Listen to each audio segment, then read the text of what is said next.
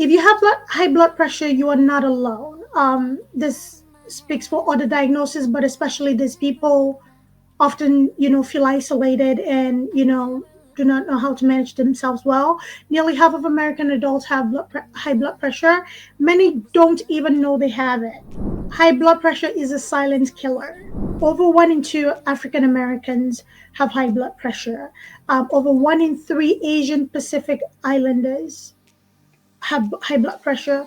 Over 1 in 3 Hispanics and Latinx, and over 1 in 4 Native Americans. Nearly half of the people with high blood pressure do not have it under control. What is blood pressure? Somebody should ask you, what is blood pressure? Blood pressure is basically the force your heart beats. So every time your heart beats, it pumps blood, through your veins, arteries, through the rest of your body. That blood needs to be carried. And, with everything, we need some form of force to push that blood through your body. Your blood is how, your blood pressure is how hard the blood is pushed against the walls of your arteries. So when your heart pumps, it's that force that gets that blood out, to where it needs to go. If your blood pressure is higher than normal, you may have high blood pressure, also known as hypertension. So again, a lot of factors affect this. We're going to get into it. So just on a very basic level, blood pressure is just how hard or the force your heart is pumping to get that blood out to the rest of your body. So having a high blood pressure can hurt your body. Most of the time, there are no obvious symptoms. This is why it's called a silent killer. We live in a country where we can walk into any pharmacy and pick up anything off the shelves and pay for it.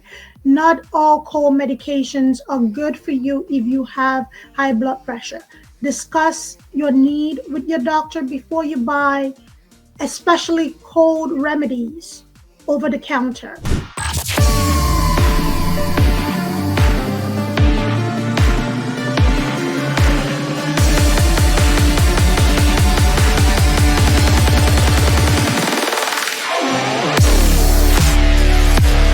So yeah, my name is Bouba, as I said, and then one of the reasons we're here today is that I'm a heart patient myself, and going through my heart journey, I decided to move from sharing the story to try to make it a bit more impactful, and also decided to look at the community and how we can support our community to be better, much healthier or stronger in the face of some of those health adversities. So we founded the Heart of a Giant Foundation, which is a 501c based in Boston, a nonprofit. And then our goal is really to help improve health outcomes and for chronic disease patients, but also for the support system in a way that we are stronger. And we do that through education mostly, and then for greater community involvement. So essentially, yeah, amplifying the voice of the patient and bringing all those resources together. So today's topic specifically is about hypertension. And then we all know that, well, for those who might not know, but hypertension is the leading risk factor for heart disease, which is the number one killer in the world or in the country. And it's also a source of stroke which lead to many kind of premature death. And more specifically in Boston, we have in the Dorchester area or Mattapan area, the prevalence, so meaning those that have high blood pressure that might know or might not know, goes from between 34 and 42%. And these communities, as many of you know, are predominantly Black people or Latinx people and other minorities. So we wanted to come up with a program, and that's where the Healthy Heart community comes in. We wanted to have a program that is tailored and that is focused on responding to the specific challenge that we face. Everybody, of course, can take part in the project, but this is the target community, and then the way we want to do that is really around the idea of community, and that's where we always try to bring in the African philosophy of I am, because we are in general in Africa, most places we believe that we are all part of a community, so we are better when the community is better and vice versa. So with that, recently here with the American Heart Association, they invited us to support one of the initiatives, which is called Empower to Serve, and the goal is really to empower community leaders and other patients to and others to support other families to become empowered in the face of high blood pressure specifically. So again, they have many kind of programs, but part of it is the education. So most of our material comes from the American Heart Association, but we also made sure we tailored it and we made it up to date for our community and for the recent date. So with that, I would like to hand over to Idongesit, who was one of our nurses on the program, and she'll be leading the care management. And so she's supported today by Velma Glover, who's Boston-based, also a nurse. But we also have other folks on the panel that will be supporting along the way as needed, and then will introduce themselves as they're speaking. So over to you, Idong. So I'm very excited to be here.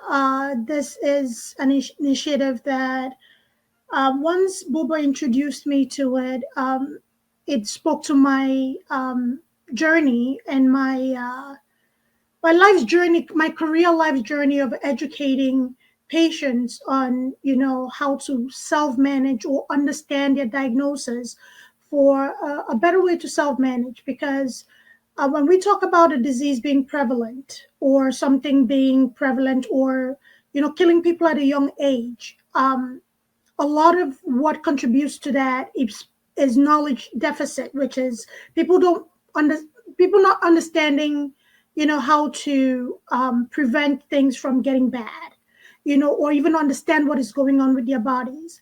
And if I ask for a show of hands, how many times have you gone to your doctor's office and you feel like you were rushed out of the office, or you only spent 10 minutes with the doctor and not really having time, to talk about, what you really came in for, so it happens. Healthcare, unfortunately, has become very speedy and almost conveyor belt, in nature, where, you get in, you get out, you get in, you get out.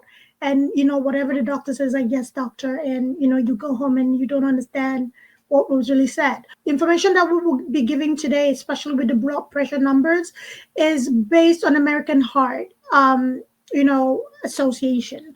So that's their standard. Now, is not to say that is the only standard you should stick to, because you can go to a hospital. The hospital will have that standard, but at the same time, different facilities have their own standard or their own range. So please keep that in mind. If you have high blood pressure, you are not alone. This speaks for other diagnoses, but especially these people often, feel isolated and, do not know how to manage themselves well. Nearly half of American adults have high blood pressure. Many don't even know they have it. High blood pressure is a silent killer. And if you don't leave here with anything, please leave here with that. If your heart is beating at a pace where it's not supposed to, it affects other, organs in your body, and we'll get into that. The best way to know if you have high blood pressure is to have your blood pressure checked. Most of us Americans only wait to go to the doctor's office to have our blood pressure checked. And unfortunately, sometimes we may miss something very important by the time our next annual physical rolls around, if we remember to make that appointment. This is not to raise anybody's concern, but it is important, or recommended at least, to have a blood pressure machine where you can use at home. They sell them in pharmacies. You can get them as low as maybe $15 to $20. CVS, Rite Aid, even on Amazon. So it is important to at least keep an eye on it. The pandemic has been a source of anxiety for most people, and being anxious or worried can raise your blood pressure. Urgent community need. Over one in two African Americans have high blood pressure. Over 1 in 3 Asian Pacific Islanders have high blood pressure. Over 1 in 3 Hispanics and Latinx and over 1 in 4 Native Americans, nearly half of the people with high blood pressure, do not have it under control. And there's so many reasons behind that, and we'll get to it into it. So it is prevalent, as Bouba mentioned earlier, in the minority population, and a lot of factors contribute to that. I'll talk more as we go into it. So what is blood pressure? So I feel like I'm teaching an EMP class. So, but I'll try to keep it as simple as possible. Um, what is blood pressure? Somebody should ask you, what is blood pressure? Blood pressure is basically the force your heart beats. So every time your heart beats, it pumps blood, through your veins, arteries, through the rest of your body. That blood needs to be carried. And, with everything, we need some form of force to push that blood through your body. Your blood is how your blood pressure is how hard the blood is pushed against the walls of your artery. So when your heart pumps, it's that force that gets that blood out, to where it needs to go. If your blood pressure is higher than normal, you may have high blood pressure, also known as hypertension. So again, a lot of factors affect this. We're going to get into it. So just on a very basic level, blood pressure is just how hard, or the force your heart is pumping to get that blood out to the rest of your body. Okay, so what does the numbers mean? So your blood pressure, or BP, is recorded as two numbers. The top number, the systolic pressure, is how much pressure your blood is exerting against your artery walls when the heart beats. Okay, so this is where we have the big words, exerting. So basically what this is saying is that the systolic blood pressure, which is the upper number, if you look at that image on your screen where it says 113, that's a systolic number. Where it says 76, that's your diastolic, that's the bottom number. Right. So when we talk about, usually with a blood pressure machine, you see those three numbers, but today we're focusing on the top number and the middle number, that's 76. So systolic blood pressure is, the force that blood hits your artery as it comes out of your heart. So the diastolic blood pressure, or the diastolic pressure, is how much pressure your heart exerts against your artery walls while it is resting between beats. So in nursing school, or at least I'm thinking in medical school in general, there are two sounds that we listen for, before everything became electronic. When you would actually listen to somebody's blood pressure with a stethoscope, you hear two sound, lub dub, right? So lub dub is kind of like beating and relaxing, because when your heart beats, it has to relax to get more blood into it so it can pump it out again. So it's like that relaxation and beating. So we're using those numbers on how much force your heart is using to get that blood out and to relax, will help, will produce these numbers, which will help a healthcare professional, a doctor, a nurse practitioner, a PA, to determine if, there's something going on, if, there's an intervention to be used to help you manage your body better. It goes deeper, but just on the surface level, those are the two numbers that we pay attention to. The top number and also the middle number. The lower number is your pulse, and it does play a role, but we're focusing on blood pressure today. Okay, so healthy and unhealthy blood pressure ranges. Again, this comes from American Heart. Most facilities do use this, but also different healthcare entities have their own standards. So a normal blood pressure range is less than 120, and for systolic, and less than 80 for diastolic. So remember the number that we saw, 113 over 76, that would be considered a normal range. Elevated, which can be, either due to anxiety, maybe you were rushing to get to your doctor's office, you were stuck in traffic, you're worried you were going to miss your appointment, or you just are waiting to hear news that is very important. This can Anything can elevate your blood pressure. You know, if this is not your normal. So elevated blood pressure is considered between 120 and 129 for the systolic and less than 80 for the diastolic. So if you're still within 76, 78, 79, you're good. And that's why it's important for everybody to get what is called a baseline. So if you've been attending your doctor's office or having the same doctor for a while, and you were running normal, and all of a sudden, you came in and you jumped to elevated, your doctor may want that blood pressure to be repeated on you on your opposite hand in about 3 to 5 minutes. So if that happens, it's just a way of trying to either have you relax or just see if there was something going on that elevated it. High blood pressure is considered to be 130 to 139 systolic, 80 to 89 diastolic. Um, Hypertension is higher than 140 to 90 systolic. Hypertensive crises, which is life-threatening, is higher than 180 systolic and higher than 120 diastolic. So we're talking life and death here.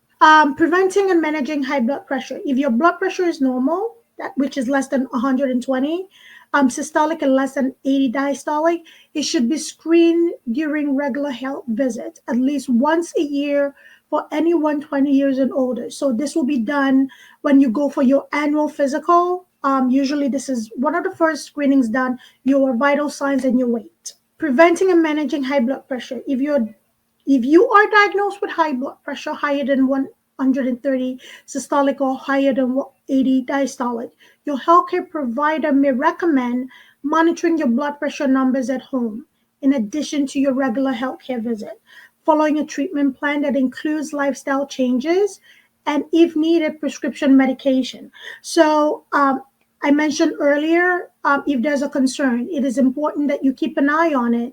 It will help pinpoint if there's actually something going on with your body or is just situational. If you just have a period in your life where you're anxious, work related, family, it could be anything. But the best thing is to have a better understanding of what is really going on.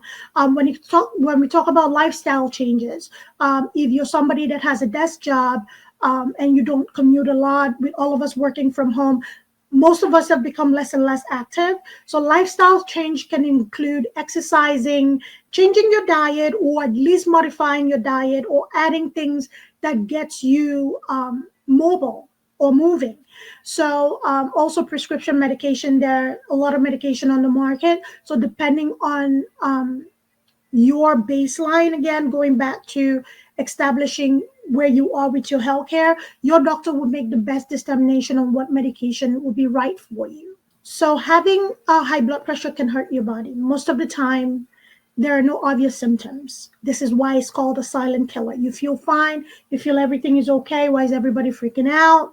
I'm fine, and then, people have strokes or, die from it.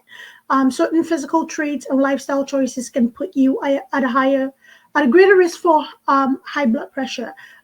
So eating salty food, fatty food, not really healthy foods can, increase your risk factor for high blood pressure.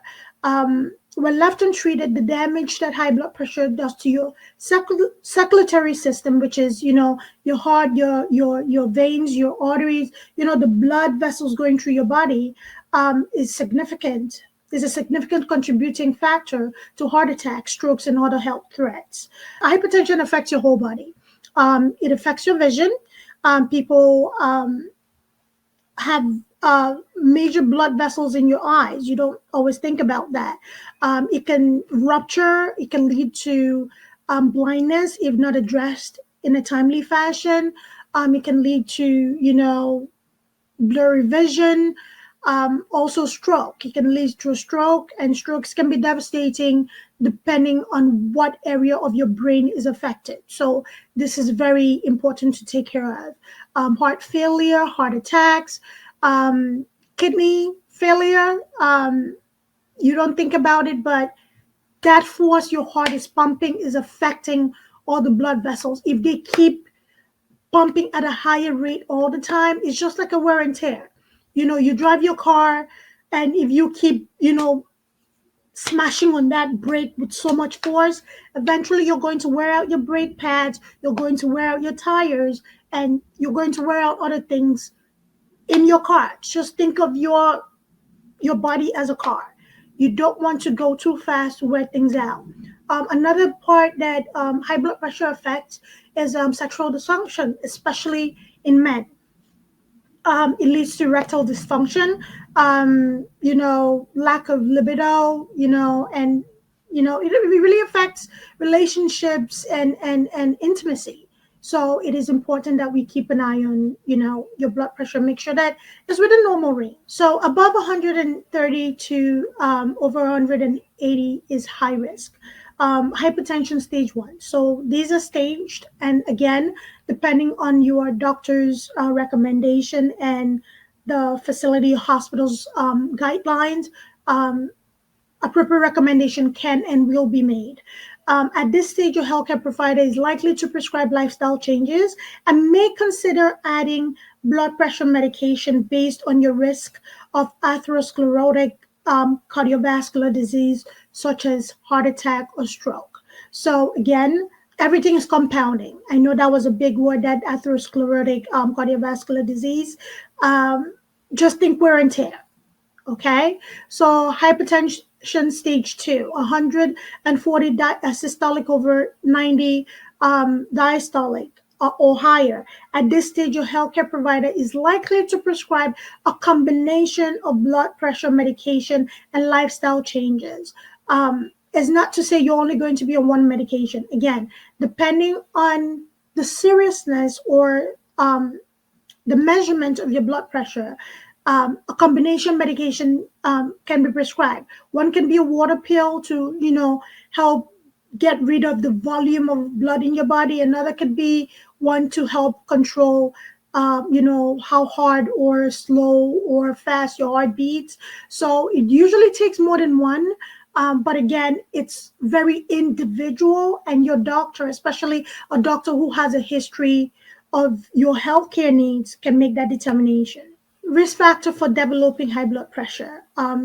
Non-modifiable risk factors. These are things that you can help. Our family history. If you come up from a family that there's a history of high blood pressure, which is why we see a prevalence in the minority community, because genetically we are predisposed to having high blood pressure. If there's a history of it on your father's side, mother's side, uncles, aunties. This is where you actually can be proactive. You do what you can to prevent this from happening to you, or prevent it from getting out of hand. Increase in age, we all age. We can't roll back the time. Benjamin Button doesn't apply here. So we all age.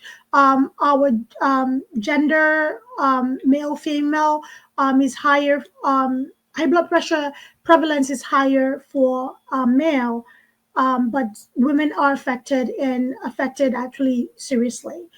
Race and ethnic background, it goes back into family history a little bit. Chronic kidney disease, if you actually have kidney disease, again, your kidney, like, everything else is depending on that blood pressure to take out, toxins from your body so you can pee it out. So if your kidney is not functioning properly, you know, that blood pressure is being affected.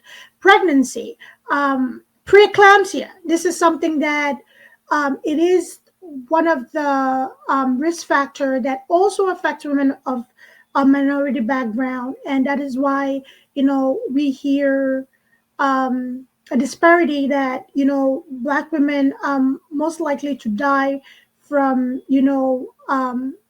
childbirth related complication. This is part of it.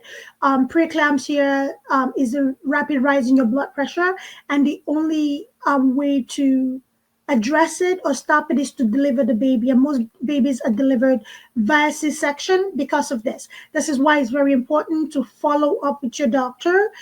You know, I'm just going to tell a personal story. I do have a history of high blood pressure in my family.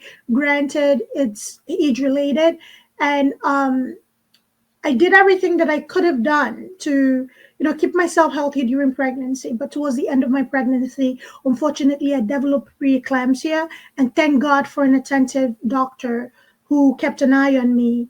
And, I was able to benefit from very early intervention to the point that nothing could be controlled. And, we had to make a decision, for my safety and the safety of the baby. So I can't stress this enough. You need a doctor who has your back, and you need to follow your doctor's recommendation. It's a matter of life and death. Other risk factor, this is modifiable. These are things that you can do to manage your risk better. Lack of physical activity.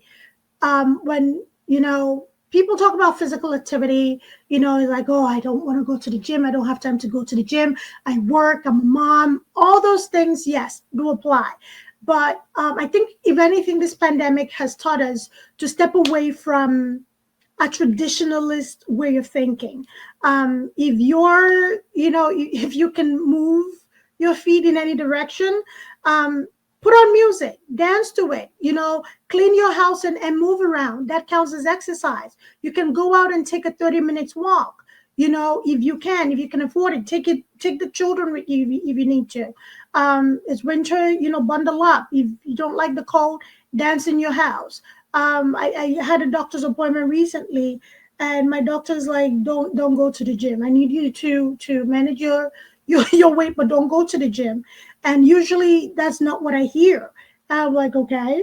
It's like, okay, I need you to, you're Nigerian, right? I need you to put on music, and dance to it, feel the rhythm, just move, do something, we can make excuses all day, but there's so many things that we can do to modify um, ourselves. So another thing is unhealthy diet, eating food that's high in salt or fatty food, fast food, drinking too much alcohol, smoking, tobacco use, being overweight. We'll talk about BMI at a different time. High cholesterol. If you are diabetic or stress, we have a lot of stresses in our life. It's important that we try to manage stress as much as possible. Be empowered with BP control, modifiable risk, not smoking or vaping or using tobacco products, eating healthy diets, and that's not just salad, the other healthy diets, reaching and maintaining a healthy weight, getting regular physical activities, limiting your salt intake, limiting your alcohol intake, taking your medication properly as prescribed, not when you feel like it, when you feel, some of us are, well, I feel fine. I don't think I need this medicine anymore. That is not how it works. Consistency keeps your body maintained. Take your medication if prescribed. Partnering with your healthcare provider is the best way to reach your treatment goals and enjoy the benefits of a better health. Can't stress this enough. You may need to take your medication every day for the rest of your life. You may need more than one type of prescription medication. Be aware of how certain over-the-counter medication like decongestants may affect your blood pressure. Again, can't stress this enough. We live in a country where we can walk into any pharmacy and pick up anything off the shelves and pay for it. Not all cold medications are good for you if you have high blood pressure. Discuss your need with your doctor before you buy, especially cold remedies over the counter, because some of them are known to raise your blood pressure. Some of them do contain alcohol as well. So please discuss with your doctor before you buy any decongestant or what are those called? Expectorant off the shelf. Thank you. So high blood pressure, by working with your healthcare provider and making lifestyle changes, you can control your blood pressure. To learn more about blood pressure and what you can do about it, visit heart.org/HBP. Monitor your BP at home. If you have high blood pressure, home monitoring can help your healthcare provider determine whether treatments are working. And most of the blood pressure machines on the market today, I'm very proud to say, do have a memory or history. So even if you're not really writing it down, which I recommend, you can pull up that history or you can send it to your doctor. So monitor your BP at home is as easy as buying a BP cuff, using it correctly, and tracking the numbers. BP numbers can be BP monitors can be purchased in most pharmacies and online. An automatic cuff style bicep upper arm, that's right here, is recommended. There are those, and there are those that go on the wrist. I've seen both work wonderfully, but the biceps is recommended.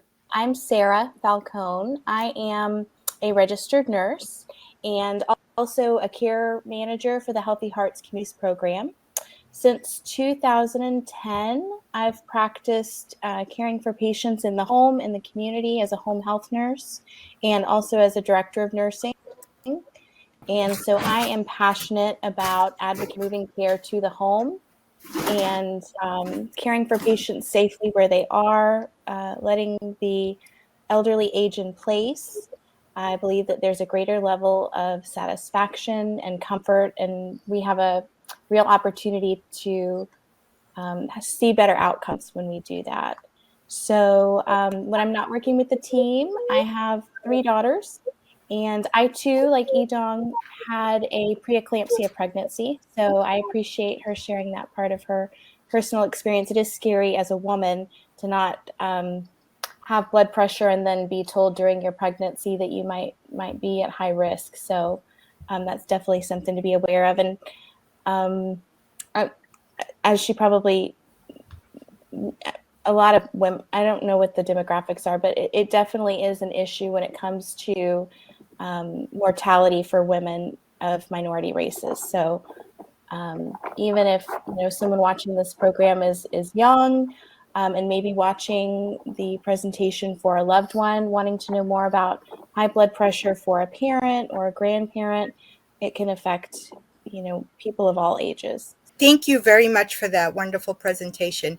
I want to say that I really enjoyed how you did the analogies, because it's hard for a person who hasn't been to medical school or who is just finding out that they have high blood pressure to understand the numbers and to understand what's going on in their body. And so it's important for us to educate the community so that they know what those numbers mean. Another important thing is for the people that are listening to us to know that just because you get one high blood pressure, your first one, don't panic, okay? Mm-hmm. Because blood pressure goes up and down every few minutes. So something can be triggering you. Your blood pressure goes up, you relax, you do the dance, your blood pressure comes down. But it is important to keep an eye on it, especially if you have any of the family history, age, or disease that runs in your family. I don't have any questions. I think you did a great job making us understand what high blood pressure is today. So yes, what I've heard has been awesome. And, one really common thing, and maybe it was already stated, but dehydration is a very common problem that can also cause high blood pressure. So I don't know if it was already stated, but it's definitely one that dehydration, you may not think much of it, but it matters a lot to your health and well-being. So being able to drink drink water, half of your body weight in ounces. So for example, if you weigh 150 pounds and divide that in half, would be 75 ounces, which is, I think, close to 9 cups of water. Like, that's something to really, for all of us to really look at daily, our hydration part. And I know when we get busy, we tend to put it off because we don't have to run to the bathroom and, but that's such an important, just minor, like you think of it as minor, but it has major effects on your body. Mm-hmm. Unfortunately, just going back to the points that have been made so far, aside from checking your blood pressure and keeping a good eye on it, there's no other way to know that, something is really going on with your blood pressure. You may feel like your heart is pounding, but are you anxious about something? Or, how do we know that, this is a chronic thing?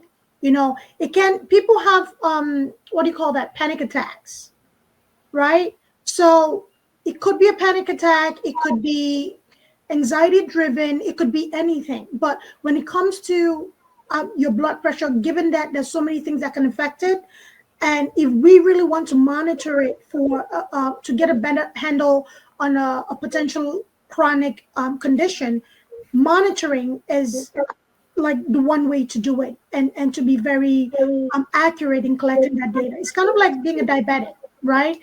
You can feel when your blood sugar is going down or going up for most people. Some people don't feel it, right?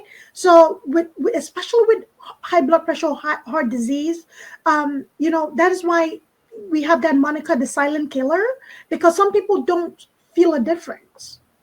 Right? So if I'm not monitoring my blood pressure, if I'm not seeing that something is out of whack, how do I pinpoint to my doctor that, okay, my blood pressure goes high, when I eat, not to throw any company under the bus, please, Stouffer's lasagna, it is loaded with sodium, I'm not, this is not bad advertising, sorry, but, I had to use somebody. So it's paying attention to your body. Okay, we get busy, we get stressed, and we put the hell to the side. I am guilty. I'm doing better, but we tend to ignore things. And having something concretely that you can look at and you can share with your doctor, I would say, is the one way to definitively, have good eyes and know that, yes, my blood pressure is going up. It's not just that I feel my heart is beating fast. Again, going to the point of making raising a false alarm, anything can affect your blood pressure. Anything can make your heart beat fast, or you can feel your heart is beating fast. But is it really affecting your blood pressure? So basically, the way that we diagnose somebody with high blood pressure is that you have to have 3 different consecutive readings that are high. So say you come in the first time and your blood pressure is 140/90. We're not going to diagnose you that day with high blood pressure. We will have you follow up in a week, and we will recheck that blood pressure. Now, the next week, you can say, oh, I was late again. I was anxious. We will ask you to check your blood pressure at home. And then if you come in a third time and your blood pressure is still high, it's most likely that you are hypertensive. So that's when we decide to start you with a medication. Now, believe it or not, different blood pressure medications work different on Caucasians versus African Americans. So I myself, depending if my patient is African American versus Caucasian, that's what medication I decide to prescribe for them. But usually they start with a small dose of a diuretic, which helps you to eliminate some of the fluid through your kidneys so that there's less fluid pressing up against the arteries. And then from there, we go to maybe what we call a beta blocker. And this might be confusing for a lot of people. But it's just something that makes your heart beat slower but stronger, so that the fluid is pushed out through the kidneys, and then we keep adding. And most African American males, unfortunately, need more medication than Caucasian males. So that's something else we can talk about in the future. I know that one of the presentations I'll be talking about, I'll go into the medications with you guys. But was there a specific question about what medication that they wanted me to talk about? No, I think it was a general one, but I think you kind of covered it very well, in high level, and we and I like the protocol you shared, and I think that's something I didn't pay attention to, so I don't even know if my team did it or not. But I like the comment about, and this is me talking as a, I guess, heart failure patient who has to be careful not to have high blood pressure. Because at that stage that's one of the main things. But I didn't know about how the medication will react on different ethnic group or race groups, and it kind of put me back to some other elements of the research field, because one of the challenges was that there was not a lot of people of color or Black people in those research studies. So, and a lot of these things are based on the experience or the data. So, and that's one of the reasons every study that is out there, I'm like, my hands are up. But yeah, I'm grateful for that insight. And one other question, I guess, we forgot. We put a poll for folks to take on just to see, before and after, and we'll probably also send that by email. But yeah, one of the things I learned, which is a new insight, and there's been many today, but the last one you shared about how the medication affects different ethnic groups is very important. And I personally, with my condition, I have a heart failure now, but it turns out to be from how do you call it, a gene modification or maybe heart defect at birth. And all of this we kind of found out after, I was already into heart failure. So we maintain it. But at that stage, what you do, you maintain you maintain and you do the lifestyle changes that you mentioned. Luckily, I was eating fairly well, but I wasn't aware of a lot of the small things. And I'm putting this list here because we can go into these topics in depth, and we want to be more serious of this. This is one of the first of many. But in my case, I remember we were talking to my doctor, and even now I still take like about 20 pills a day, and then maybe 4 or so are like heart blood pressure, heart medicine. It might not be blood pressure, but some of them will make it go high, some of them will make it bounce low. And then you have the diuretics, which I can tell you a story about that, about water pills and when not to take them. But yeah, so anyway, there's all of that. You end up with your cocktail. But what we really want to do is tell people, I think, and what I hear from you, and I like the part about don't panic that one of you mentioned, is that, we want to prevent it as much as we can. But then if you also happen to have it or happen to be caring for somebody, we want to make sure that you get the right support, the right system. And I think that's where the community comes in, and that's where all of us comes in. So this is bring us close to the end of today's call. With that, I just want to say thank you all for joining in. We want to thank Idongesit for great presentation, and all the anecdotes you share were very touching. I'm really impressed. We know each other for a while. Most of us, all of us have seen each other for a while, but every day you learn something new. So thanks a lot for. When I go back, I want to, but time carries on, we grew up too soon.